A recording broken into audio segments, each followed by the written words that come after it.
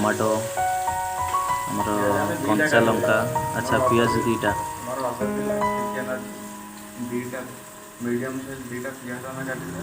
गोटे छोट साइज लंका चार्टा रखिए देखिए नहीं पकड़ जीरा गुंड धनिया गुंड लंका गुंड हल्दी गुंड चिकेन मसाला आमर तो ये अदा रसुण अच्छा पेस्ट अल्प मसलें अच्छा पूरा घर ही खाइबा बास घर एटी आम हल्दी टे पकड़ कश्मीरी लंका गुंड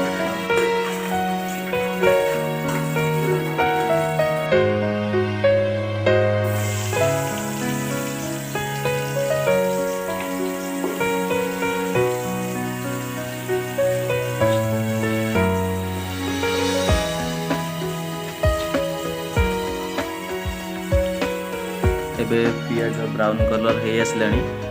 एबे हमें पकेबा मसला हमर अदा रसुण पेस्ट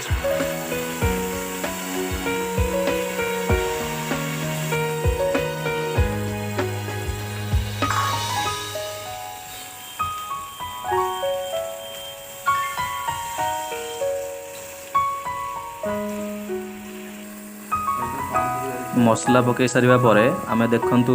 हलदी गुंड लंका गुंड जीरा गुंड धनिया गुंड चिकेन मसला एबे आमे पकई दबा सबु एकाथरे आपण चाहिले गोटे गोटे भी पकई पारे। एबे आमे पकेबा टमाटो काटी रखा जाइथिबा टमाटो तापर लंका कंचा लंका आपण एमती गोटा भी पकई पारिबे नहले काटिके भी पकई पारिबे नहले पेस्ट सहित भी आपण जेमि चाहे करि पारिबे। अदा रसुण पेस्ट ग्राइंडिंग कला बेले आपण चाहिले सेथिरे कंचा लंका भी ग्राइंडिंग करि पारिबे।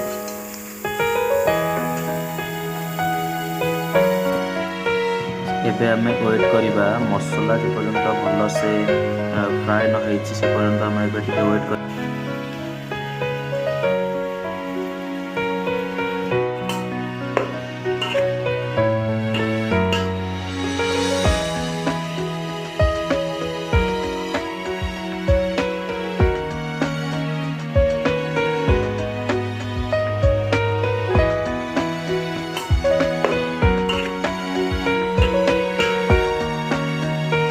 मसला पाखापाखि बोधे हो गलानी मसला तो हो गलानी आमे एबे चिकेन पकेबा चिकेन सहित मसला को कसिबा। अच्छा आ आमे जे लूण पकेबा दिले मसला रे अच्छा आमे एबे लूण पकेबा फास्ट आमे चिकेन रे पकेइले हळदी गुंड लूण तापर आलू रे पका हेतिला तो सेही हिसाब टेस्ट अनुसार आमे लूण पकेबा। ठीक अछि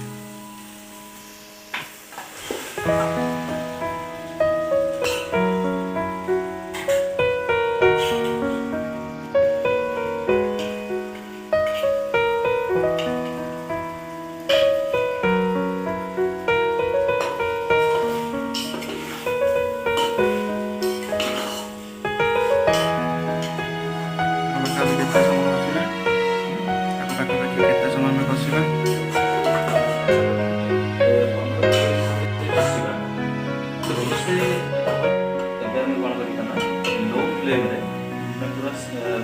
लो मीडियम फ्लेम रे रखिकी चूल्हा रखिकी 5 मिनट पर हमें देखिबा देखिबा।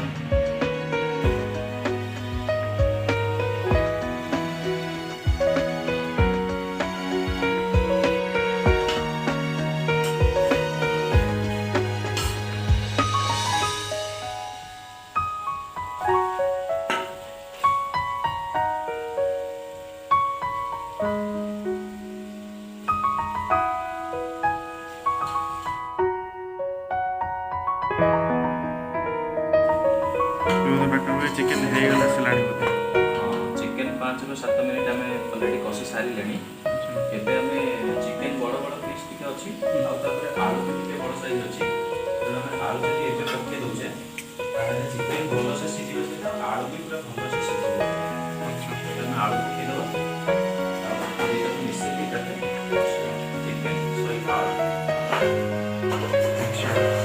चिकेन भी मोटा मोटा कसी गलानी पानी आसी गलानी आ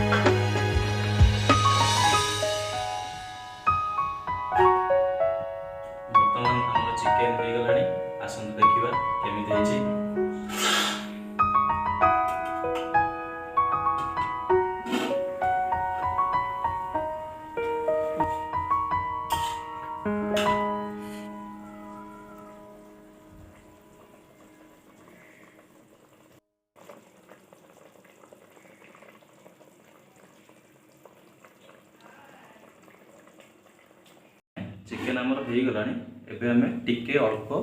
गरम मसला ऊपर पकईदबा और किसी समय ढांकुणी देकी छाड़दबा।